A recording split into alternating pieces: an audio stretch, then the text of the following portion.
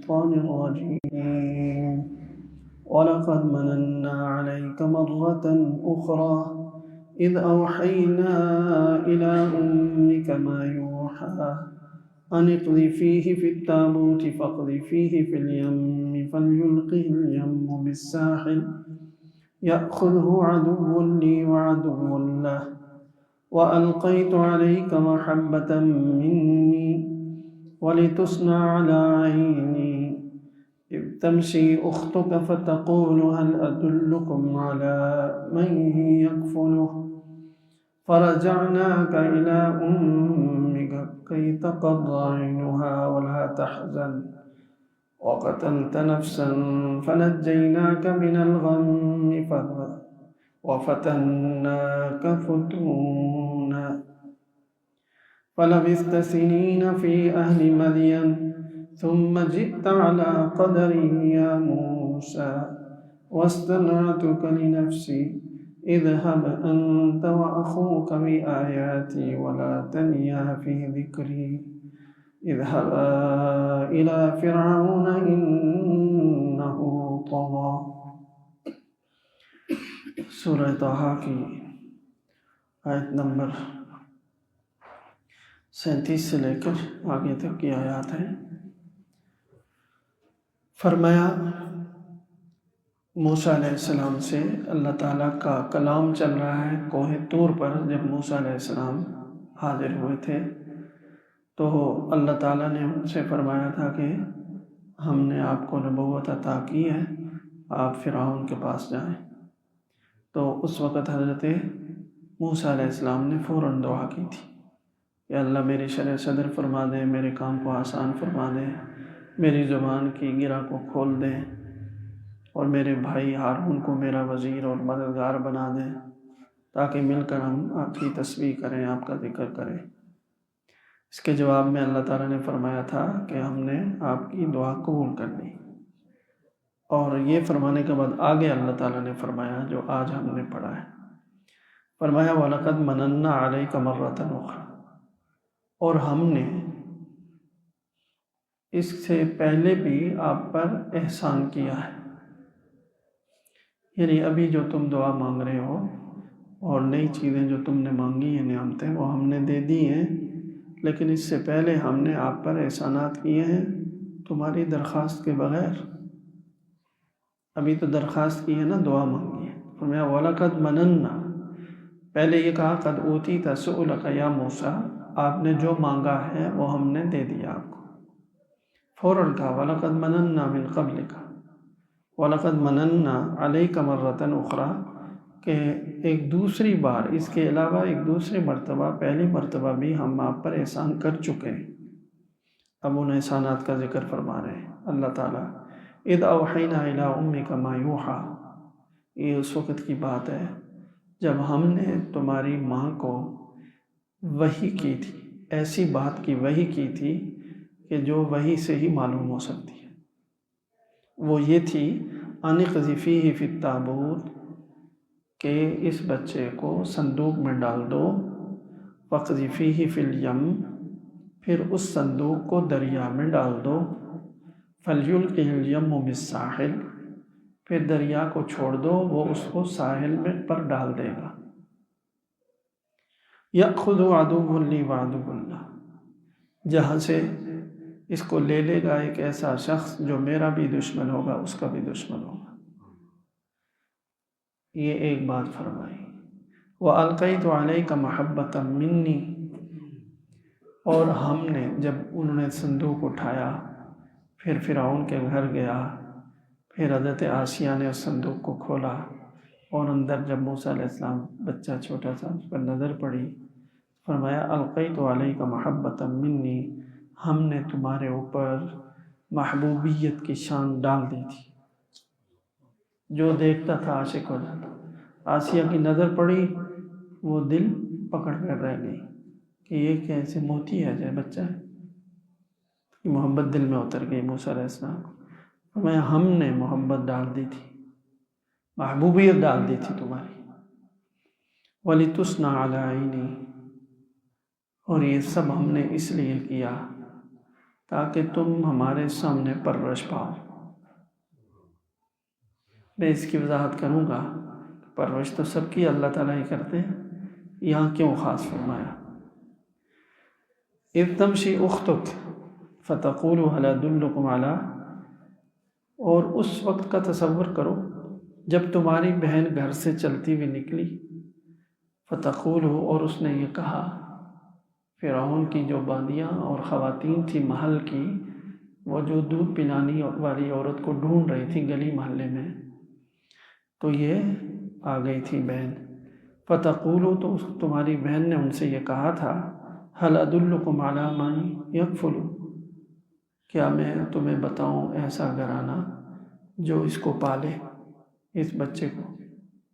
چنانچہ یہی ہوا تھا کہ موسیٰ علیہ السلام کو ماں کی طرف ماں کے پاس پہنچے اور دودھ پیا۔ فرجعناک الی امک، تو تب ہم نے تمہیں تمہاری ماں کی طرف واپس لوٹا دیا تھا۔ موسیٰ علیہ السلام کو تو پتہ نہیں، اب وہی سے اللہ بتا رہے ہیں، تو موسیٰ علیہ السلام کی تو بچپن کی بات ہے۔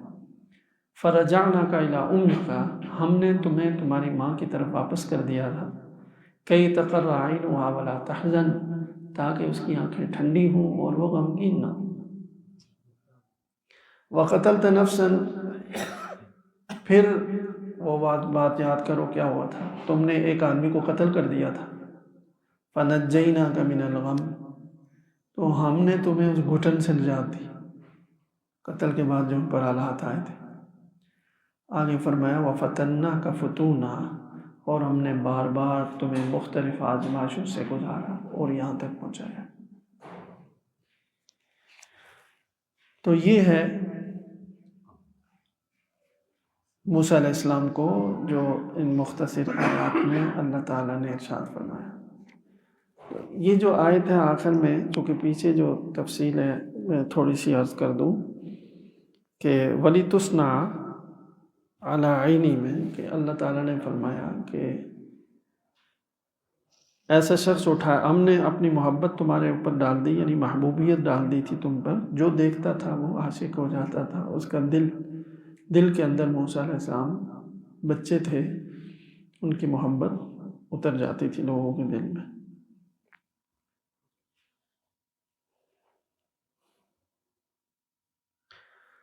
تو یہ اس لیے کیا تاکہ تم میرے سامنے تمہاری پرورش ہو۔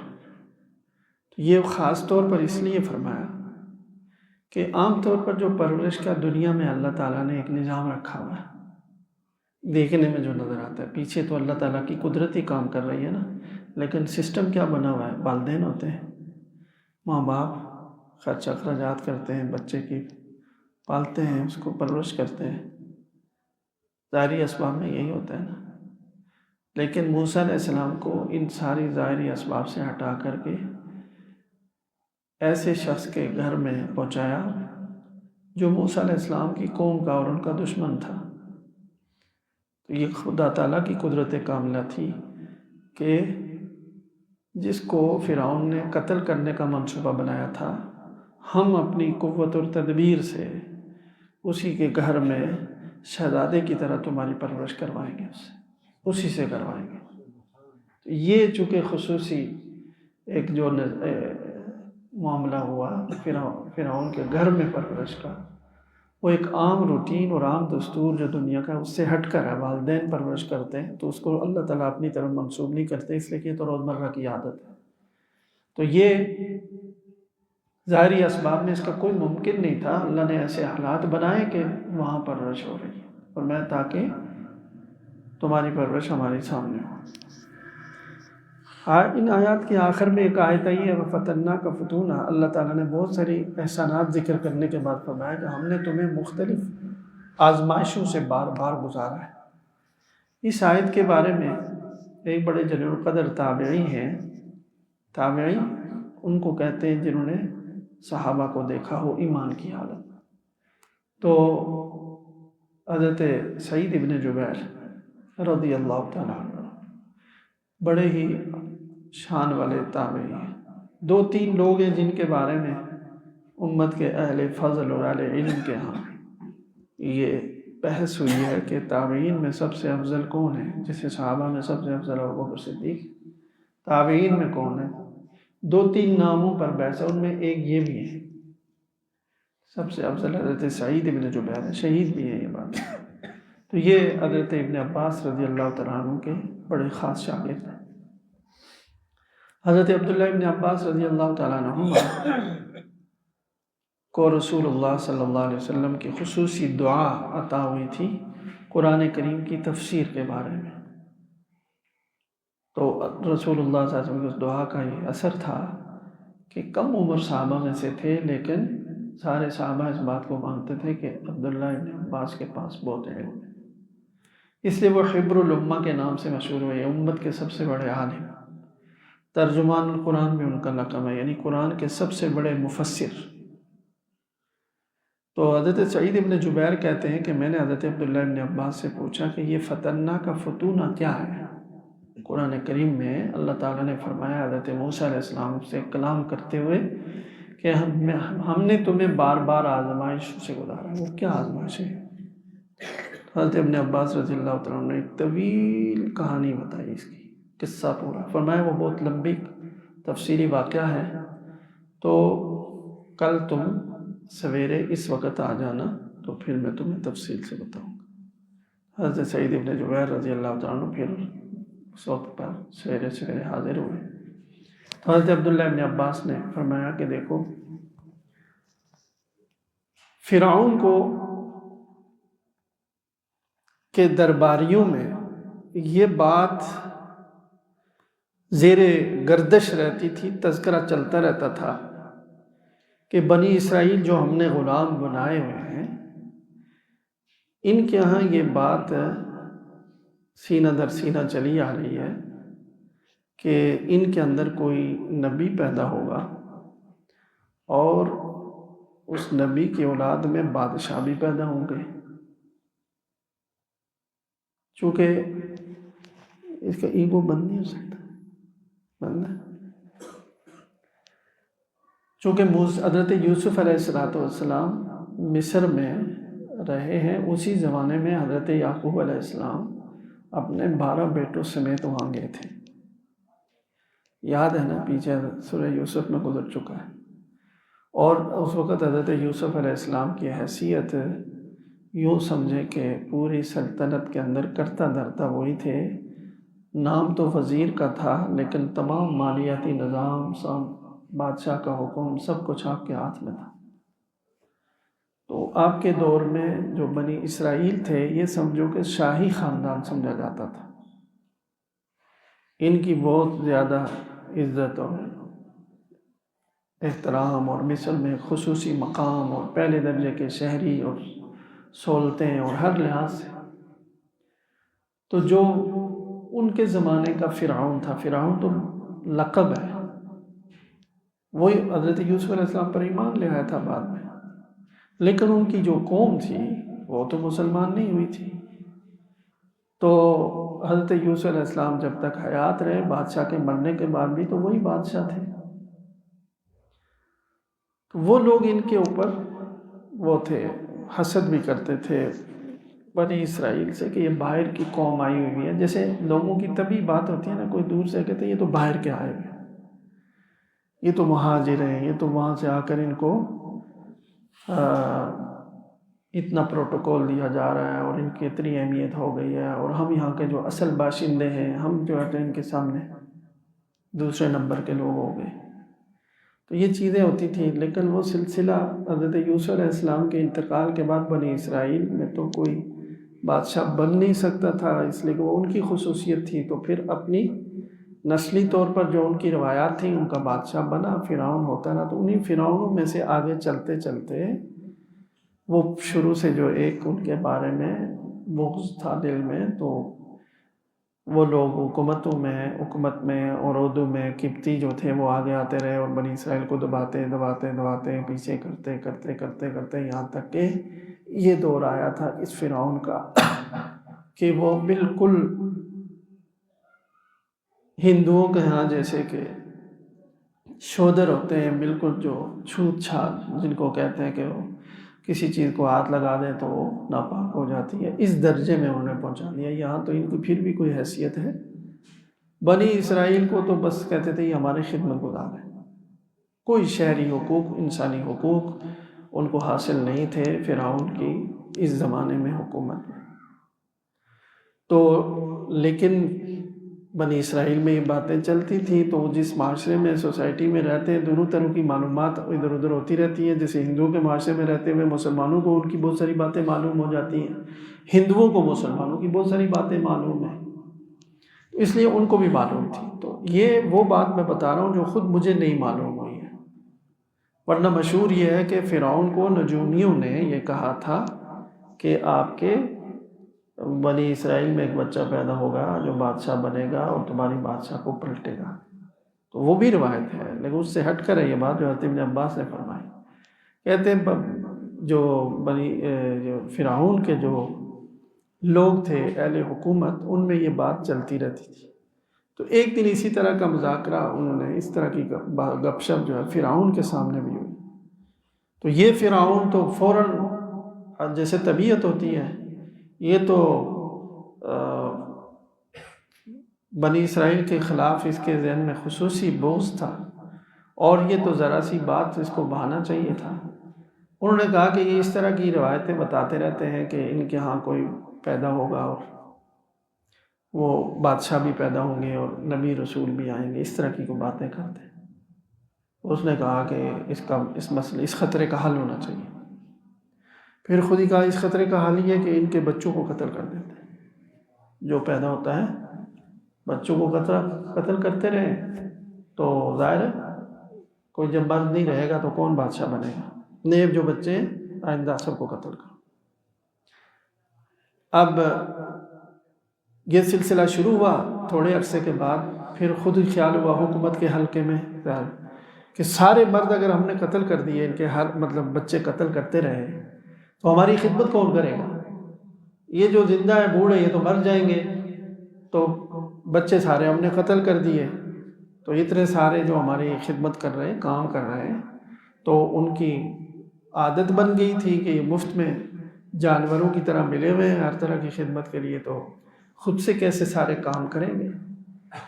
تو امنیات آرڈر آ گیا مشورے کے بعد کہ 1 سال جو بچے پیدا ان کو زندہ چھوڑ دیا جائے، دوسرے سال جو پیدا ان کو قتل کر دیا جائے۔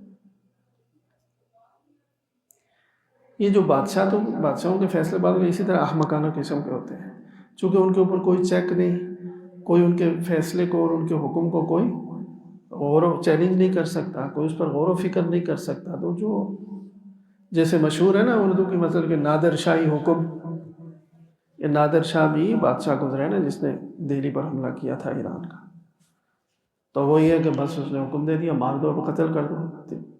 دہلی حالانکہ فتح ہو چکی تھی، قتل کی ضرورت نہیں تھی، ایک دن بس آیا لہر میں کہا سب کو قتل کرو۔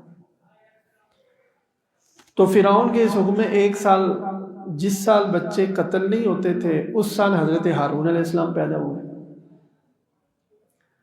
بچ گئے وہ، اور جس سال بچے قتل ہونے کا فیصلہ تھا اس سال حضرت موسیٰ علیہ السلام پیدا ہوئے۔ تو حضرت عبداللہ ابن عباس نے فرمایا حضرت سعید ابن جبیر سے کہ موسیٰ علیہ السلام جب پیدا ہوئے تو یہ وہ سال تھا کہ فرعون کے قانون کے مطابق اس سال پیدا ہونے والے ہر بچے کو قتل کر دیا جاتا تھا۔ تو یہ پہلی آزمائش کا موقع تھا۔ فرمایا نا کہ تمہیں مختلف آزمائشوں سے میں نے بار بار گزارا ہے، ہم نے موسیٰ علیہ السلام پر احسان جتلایا۔ اچھا یہاں میں بعد میں بھول نہ جاؤں، یاد آ گئی بات، بزرگوں نے، علماء نے فرمایا ہے کہ آزمائش سے نکالنا تو احسان سمجھ میں آتا ہے، کوئی آزمائش میں پڑھو مشکل مجھ سے نکال دو، لیکن خود آزمائش کیا احسان ہے کہ اللہ تعالیٰ اس کو بھی ذکر کیا، یہ احسانات گنتے ہوئے فرمایا کہ ہم نے بار بار تمہیں آزمائشوں سے گزارا ہے، یہ نہیں فرمایا تمہیں بار بار آزمائشوں سے نکالا ہے، آزمائشوں سے گزارا، گویا کہ آزمائش اور پھر آزمائش سے نکلنا یہ دونوں احسان ذکر ہوئے، یہ بڑی کام کی بات ہے۔ فرمایا کہ آزمائش میں ڈالنا بھی انعام اور احسان ہے، اس کو مصیبت نہ سمجھیں، عذاب نہ سمجھیں، اس واسطے کہ جب آدمی ایمان والا آدمی جب آزمائش میں جاتا ہے تو ہزاروں اس کو ایسے فائدے ملتے ہیں جو آزمائش میں نہ ہوتا تو نہ ملتے۔ اللہ کی طرف رجوع کرتا ہے، وہ روتا دھوتا ہے، دعائیں کرتا ہے، استغفار کرتا ہے، گناہوں کی معافی مانگتا ہے، پھر اپنی غلطیوں کو سوچتا ہے، اپنی طریقہ کار کو ٹھیک کرتا ہے، مستقبل کے بارے میں اچھی تو ایسی نعمتیں ملتی ہیں کہ وہ یہ آزمائش نہ آتی تو وہ نہ ملتی اس کو۔ پھر اس آزمائش کا ختم ہو جانا اور اچھی حالت، وہ تو سب سمجھتے ہیں کہ نعمت ہے۔ تو دونوں چیزیں نعمتیں، اس لیے فرمایا موسیٰ علیہ السلام ہم نے تمہیں بار بار آزمائشوں سے کرا۔ تو یہ پہلی آزمائش تھی کہ موسیٰ علیہ السلام کی جان کے لالے پڑ گئے، تو حضرت موسیٰ علیہ السلام کی والدہ محترمہ ان کو اللہ تعالیٰ نے وحی کی، یعنی الہام کیا۔ اب وہ الہام یہ کیا، ظاہر ہے پورے ملک میں تلاشی ہو رہی ہے۔ اس سال جو بچے پیدا ہوئے ہیں وہ تو پہلے سے سنیں لکھ رکھتے تھے اور دروازوں پر نمبر لگا کر چلے جاتے تھے، اس سال کہاں کہاں بچے پیدا ہو رہے ہیں، تو گھر کے دروازے کے باہر نمبر لگا ہوا ہے کہ یہ اتنے مہینے بعد پیدا ہوگا، دیکھیں گے بچہ ہوا تو کاٹ دیں گے، بیٹی ہوئی تو چھوڑ دیں گے۔ تو بچہ جب یہ پیدا ہو گئے تو والدہ بہت بے چین، بہت پریشان، تو اللہ تعالیٰ نے بڑی قوت سے ان کے دل میں الہام ڈالا کہ آپ اس کو ایک صندوق میں ڈال کر کے سمندر میں، دریا میں ڈال دو، ہم اس کو تمہیں واپس کر دیں گے۔ اب انہوں نے یہی کیا۔ پورے ملک میں چونکہ یہ ہے تو ان کو زبردست قسم کا تقاضا پیدا ہوا، یہ الہام تھا، ایک تدبیر سمجھ میں آئی، ایسے کر کے دیکھو اللہ تعالیٰ مجھے واپس کر دیں گے۔ اس کو صندوق بنایا، اس میں ڈالا، اور لکڑی چونکہ ڈوبتی نہیں ہے تو دریا میں ڈال دیا۔ اب وہ جو بار بار ہم 2-3 دن سے کر رہے ہیں، 2-3 ہفتوں سے یہ واقعہ تذکرہ آ رہا ہے، تو آگے جا رہا تھا تو فرعون کے جو محل تھا اس تک پہنچ گیا، اس کی جو محل کی خواتین کنیزیں وغیرہ انہوں نے اس کو اٹھایا اور کھولا نہیں۔ انہوں نے کہا کہ کیا پتہ کوئی خزانہ ہو، تو ملکہ محترمہ کہے کہ یا شاید کہ تم نے نکالا تو نہیں ہے تو لہذا دیکھنا نہیں چاہیے، ملکہ کے پاس لے چلتے ہیں۔ تو لے جا کر کے تو جب کھولا صندوق کو حضرت آسیہ نے، تو وہی بات ابھی قرآن میں اللہ تعالیٰ نے فرمائی کہ ہم نے محبوبیت تمہارے اوپر ڈال دی تھی۔ تو وہ موسیٰ علیہ السلام کا معصوم چہرہ اور معصوم جو شخصیت ہے وہ حضرت آسیہ کے دل میں اتر گئی۔ انہوں نے کہا کہ یہ بچہ ہے ہمارا۔ یہ بھی پتا تھا کہ یہ ان علاقوں بستی سے آیا جو بنی اسرائیل کا علاقہ ہے، قبطی بچہ نہیں ہو سکتا کوئی فرعونی قوم کا۔ تو حضرت آسیہ نے جب یہ لیا تو پتہ چل گیا، جو فورسز تھیں، سیکیورٹی والے تھے یا جو جاسوس، جو پولیس والے، قتل کرنے والے جن کی ذمہ داری تھی، ان تک اطلاع پہنچی، وہ فوراً محل میں پہنچ گئے اور ملکہ سے کہا کہ سنا کوئی بچہ آیا ہوا ہے، تو حکم شاہی ہے، بادشاہی آرڈیننس ہے، تو ہمارے حوالے کریں، ہم اس کو کاٹ کر پھینکیں۔ اس نے کہا حضرت آسیہ نے کہ اس میں کیا جلدی ہے، حکم شاہی ہے تو میں بادشاہ سلامت سے پوچھ لیتی ہوں، ہو سکتا ہے چھوڑ دیں اس کو۔ یعنی وہاں بادشاہ کے حکم کی خلاف ورزی تو ہو نہیں سکتی تھی نا، جیسے کوئی کہے کہ اللہ کا حکم ہے اس کو پورا کرو۔ یہ تھا کہ چونکہ بادشاہی حکم ہے تو ملکہ کیسے انکار کرے گی۔ انہوں نے کہا کہ میں انہی سے پوچھ لیتی ہوں۔ تو حضرت آسیہ فرعون کے پاس گئی اور کہا کہ اس طرح سے ایک بہت ہی پیارا بچہ اللہ تعالیٰ نے دیا ہے، تو کیا پتہ میری اور آپ کی، ان کی اولاد نہیں تھی، کیا پتہ میری اور آپ کی آنکھیں ٹھنڈی ہوں۔ تو فرعون نے یہ کہا کہ وہ تو خیر تمہاری آنکھیں ٹھنڈی ہوتی رہے ہوں گی، میری آنکھیں ٹھنڈی نہیں ہوتی ہیں، کیا چاہتی ہو؟ کہتے میری خاطر اس کو میں کوئی اولاد نہیں ہے، تو اگر اجازت دیں۔ کہا ٹھیک ہے، مجھے کوئی دلچسپی نہیں ہے۔ یہاں فرمایا حضرت سعید ابن جبیر نے رضی اللہ عنہ کہ اگر فرعون بھی یہ کہہ دیتا نا کہ ٹھیک ہے تمہاری بھی آنکھیں ٹھنڈی ہوں گی، میری بھی آنکھیں ٹھنڈی ہوں گی، اس کو بھی اللہ ہدایت دے دیتے۔ اس نے پہلے دن پہلی دفعہ کہا کہ نہیں، میری کیا آنکھیں ٹھنڈی ہوگی، یہ بنی اسرائیلی بچہ ہے۔ اب ان کو کہہ دیا گیا، وہ جو گرفتار کرنے آئے تھے، کہ بھائی بادشاہ سلامت کا حکم اس بچے کے بارے میں ہے کہ اس کو رہنے دو، شاہی حکم کو منسوخ کر سکتے ہیں۔ وہ چلے گئے۔ تو حضرت عبداللہ ابن عباس نے فرمایا نا کہ یہ دوسری آزمائش تھی، پہلے گھر سے اور پھر یہاں پہنچے اور یہاں بھی اللہ تعالیٰ نے بچا لیا۔ اب کتنی دیر گزری، گھنٹے گزرے، کتنا ہوا، تو بھوکا بچہ رونا شروع ہو جاتا ہے، تو بھوک سے رونا شروع ہو گئی، بل بلانا شروع ہو گئی۔ تو جو کنیزیں تھیں، خواتین تھیں، جو بھی، ان کو کہا گیا کہ بچے کو دودھ پلا کر دیکھیں، تو کسی کا دودھ نہیں پیتی تھی۔ تو حضرت آسیہ جیسے اللہ تعالیٰ نے فرمایا نا کہ محبوبیت ڈال دی تھی، تو وہ ایسے تڑپ رہے، ایسی تڑپ ان کے اندر تھی جیسے ماں کی ہوتی ہے۔ فوراً آرڈر دیا ان کو کہ فوراً نکلو، گلی محلوں میں ہر جگہ ڈھونڈو جہاں جہاں بچے ہوئے ہیں، اور بچے کو لے جاؤ، جس ماں کا بھی دودھ پیے ہم خزانے لوٹاؤں گی میں اس کو، بچے کو دودھ پلانا چاہیے۔ تو وہ کنیزیں لے کر نکلی، گھوم رہی ہیں، اور جہاں جہاں کوئی بچہ بچی ہوا ہے تو وہ ماں کو دیتے ہیں، پلا کر دیکھو موسیٰ علیہ السلام کسی کا دودھ نہیں پی رہے۔ تو اسی بدحواسی میں وہ کنیزیں پھر رہی تھی، ادھر سے موسیٰ علیہ السلام کی والدہ بے چین ہے، انہوں نے بیٹی کو کہا بیٹا دیکھو جا کر وہ ہم نے صندوق ڈالا تھا کدھر گیا، وہ بھی بے شک پریشان حال ہے۔ تو وہ گھر سے چلتی چلتی تو اتنے میں ادھر سے یہ ڈھونڈتی ایک جگہ تک پہنچ گئی۔ بہن نے پوچھا کیا معاملہ ہے؟ تو انہوں نے کہا یہ بچہ ہے ہمارے پاس اور ملکہ نے بھیجا ہوا ہے، وہ کسی کا دودھ نہیں پیتا۔ تو بہن نے کہا کہ اگر میں آپ کو بتاؤں، ایک گھر کا پتہ دیتی ہوں، وہ بہت ہی ہمدردی کے ساتھ بچے کے دودھ پلائیں گے۔ یہ جو کہا نا بہت ہمدردی، ان کو شک پڑا کہ یہ کیا مطلب ہے، ایسا تو نہیں کہ اسی گھر کا بچہ ہے۔ تو انہوں نے فوراً بات بدل دی، کہا کہ دیکھو بادشاہ کے محل سے جو بچہ آئے گا تو اس کے لوگ ہمدردی سے نہیں کریں گے، ہمدردی سے کریں گے، ان کو انعامات ملیں گے، اس لیے میں نے کہا، باقی تمہاری مرضی ہے۔ یہ کہہ کر وہ ایک طرف چلی گئی، انہوں نے پھر نہیں بتایا۔ یہ خود ڈھونڈ رہی تھی کہ ان کی والدہ بھی نکل آئی باہر۔ یہ چلتے چلتے خواتین وہاں تک پہنچی، انہوں نے پوچھا کیا معاملہ ہے؟ کہا یہ بچہ ہے اور دودھ نہیں پی رہا ہے اور ملکہ نے بھیجا ہے۔ کہا میں پلا کر دیکھوں؟ کہا پلا کر دیکھو۔ انہوں نے جب بچے کو سینے سے لگایا، بچے نے دودھ پینا شروع کر دیا۔ وہ بہت خوش ہوئی اور انہوں نے جا کر کے ایک دو کو بھیجا کہ ملکہ کو بتاؤ کہ اس طرح فلاں محلے میں ایک عورت مل گئی ہے اور اس کا دودھ پیا ہے بچے نے۔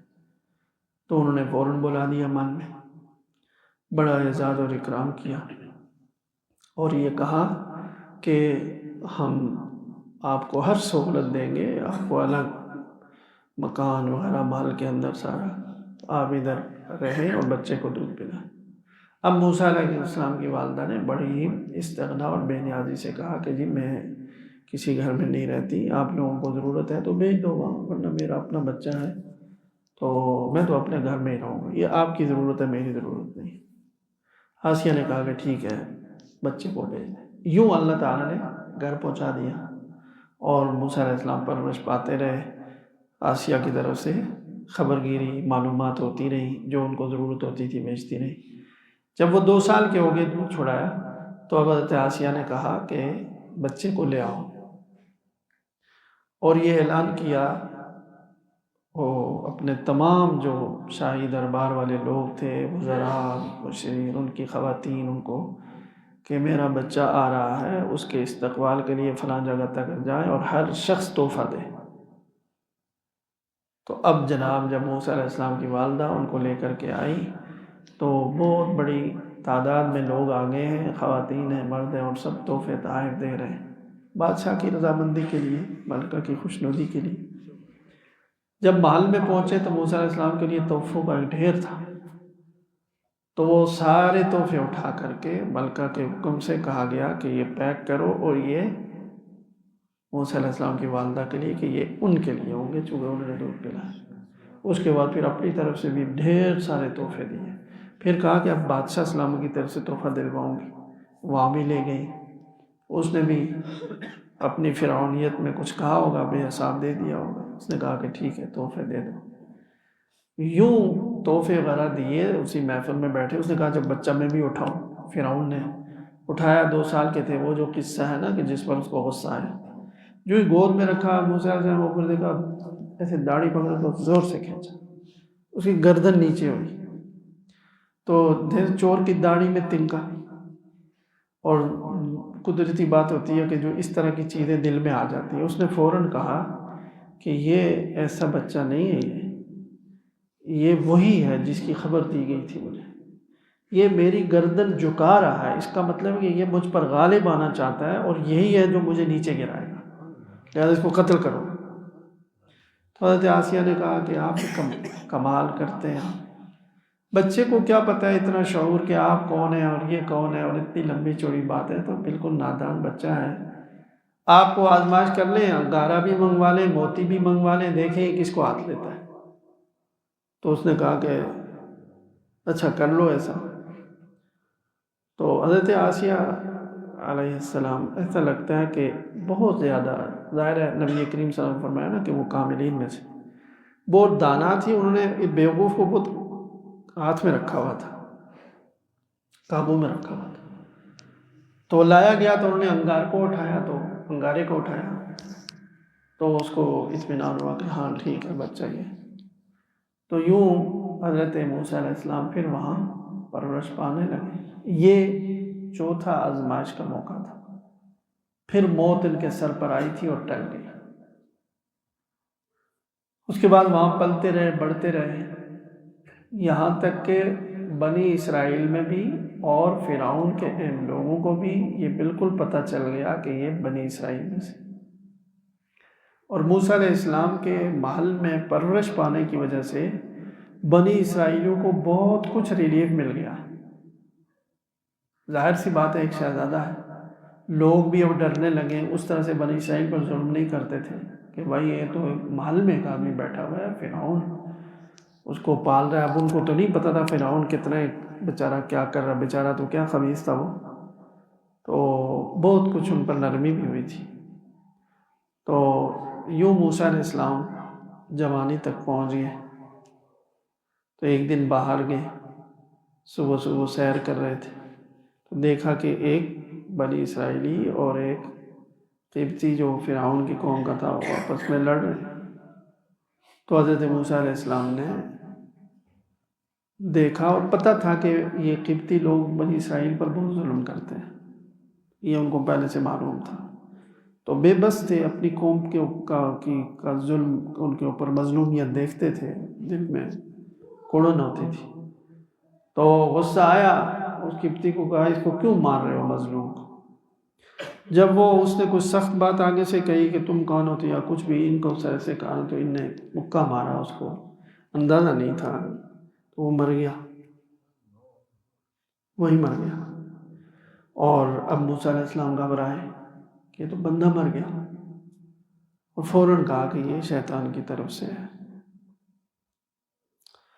تو وہ دوسرا بنی اسرائیلی تھا، وہ تو اپنا تھا، ظاہر ہے اس نے تو راز فاش نہیں کرنا تھا، لیکن فکر میں رہے کہ اس کی، اور یہ خبر مشہور ہو گئی اور فرعون کے دربار تک پہنچی کہ ایک قبطی شاہی قوم، جیسے یہودی ہیں نا آج کل، دیکھیں کیا کریں، ایسا ہمارے قیدی پہلے رہا کرو، ہمارے یہ کرو، ایک بندہ ان کا مر جائے تو کہتے ہیں پورا دنیا آسمان سر پر روزانہ وہ فلسطینی بچوں کو، بوڑھوں کو، عورتوں کو، مردوں کو قتل کر رہے، کوئی مسئلہ نہیں، ان کا ایک فوجی گرفتار ہو جائے تو پوری دنیا کو سر پر اٹھایا ہوا ہے، ان کو چھوڑاؤ، یہ بڑی کوئی خاص قوم ہے۔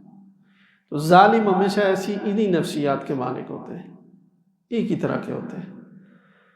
تو وہ بہت ہلچل مچ گئی کہ قاتل کو ڈھونڈو کون ہے، اور خطرہ یہی تھا کہ کوئی بنی اسرائیلی ہوگا، اگر بنی اسرائیلی ہوگا تو ان کو سخت سزا دیں گے۔ تو یہ چیزیں باتیں چل رہی تھیں کہ موسیٰ علیہ السلام تو محل میں گئے، وہاں تو کوئی کسی کو خبر نہیں، اگلے دن پھر نکلے اور اتفاق یہ کہ وہی بنی اسرائیلی ایک اور سے الجھ رہا ہے۔ تو موسیٰ علیہ السلام کو سخت صدمہ اس بات پر تھا کہ ایک جان میرے ہاتھ سے ضائع ہو گئی۔ اللہ کے نبی معصوم ہوتے ہیں، وہ تو ایسی کسی بات کو سوچ بھی نہیں سکتے، لیکن غلطی سے ہو گیا۔ تو وہ جو افسوس تھا، ایک بوجھ تھا وہ، اور اس کو دیکھ کر غصہ آیا اور یہ کہا کہ تم تو بہت جھگڑالو آدمی ہو، کل بھی ایک آدمی سے لڑ رہے تھے اور آج بھی لڑ رہے ہو۔ یہ کہہ کر آگے بڑھے، مقصد یہی تھا کہ چھڑائیں گے، لیکن وہ بنی اسرائیلی موسیٰ علیہ السلام کی کل کی طاقت دیکھ چکا تھا، وہ حواس باختہ ہو گیا۔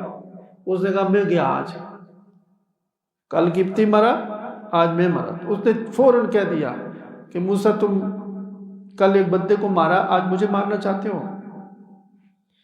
یہ جو کہا تو اس جو لڑ رہا تھا فرعون کی قوم کا، اس کو پتہ چل گیا کہ اچھا قاتل تو شہزادہ صاحب ہے، ساری دنیا ڈھونڈ رہی ہے قاتل کو۔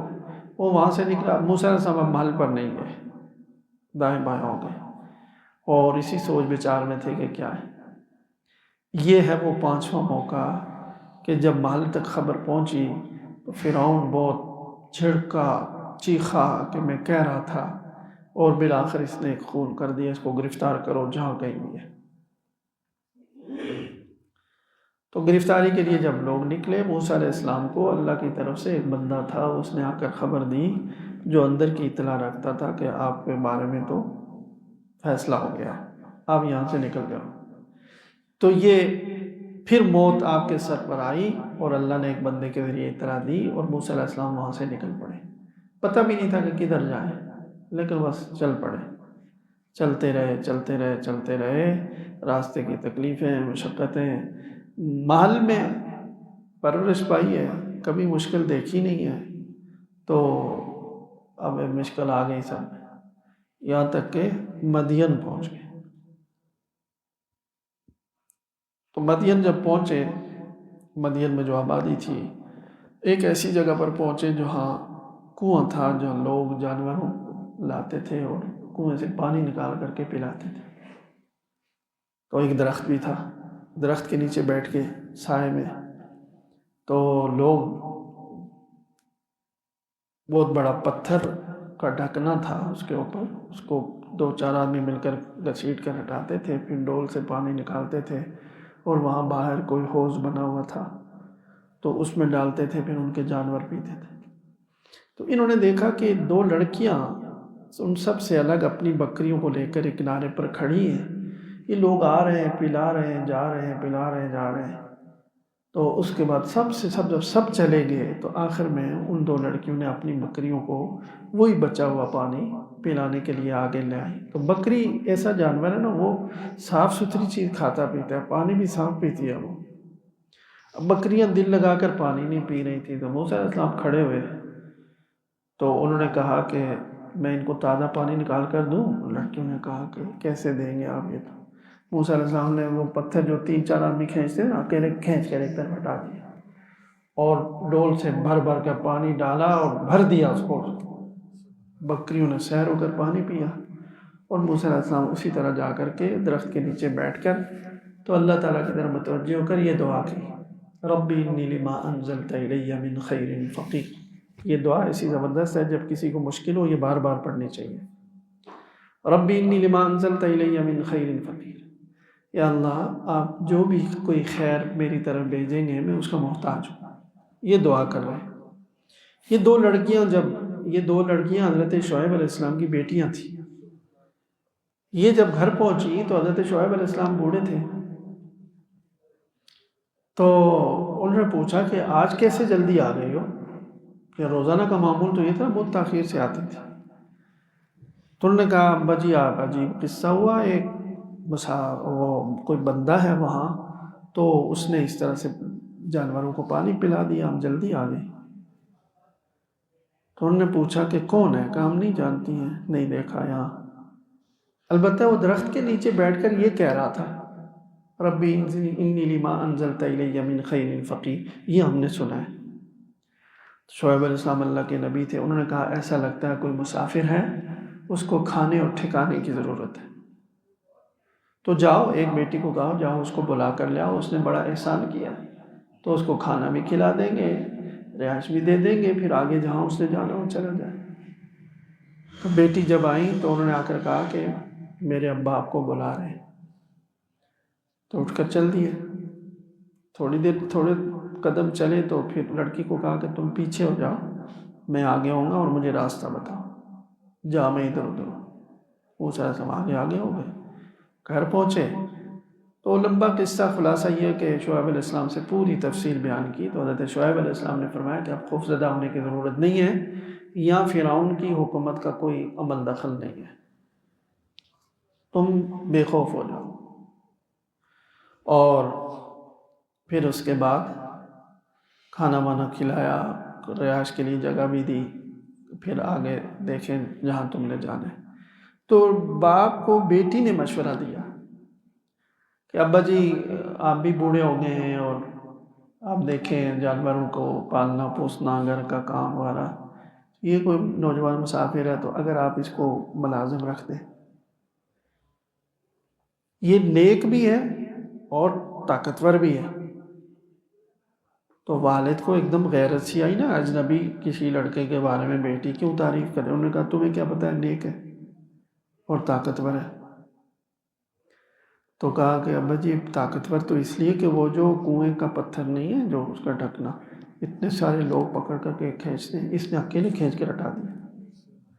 اور نیک میں اس لیے کہہ رہی ہوں کہ جب میں نے اس کو وہاں گئی تو اس کو نظر پڑی تو اس نے گردن جھکا دی اور میری بات سنی کہ ابا جی آپ کو بلا رہے ہیں، اٹھ کر میرے ساتھ چلا اور پھر مجھے کہا کہ تم پیچھے ہو جاؤ اور خود آگے آ گیا۔